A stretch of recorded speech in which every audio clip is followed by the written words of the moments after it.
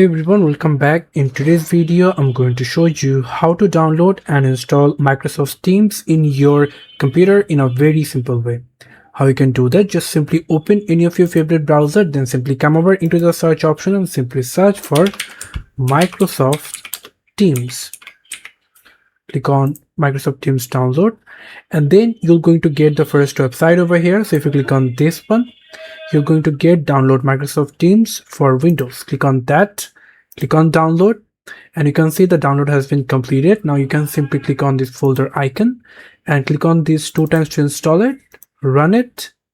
Now minimize everything, and now you get Microsoft Teams downloading. So here you can simply close the McAfee.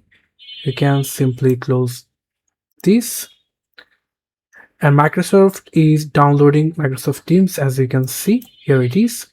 Now as you can see, after complete the download, Microsoft Teams is rightly opened, as you can see. So yeah, this is how you can simply download and install Microsoft Teams in your computer. Thank you so much for watching. I hope to see you for another videos. Till then, goodbye.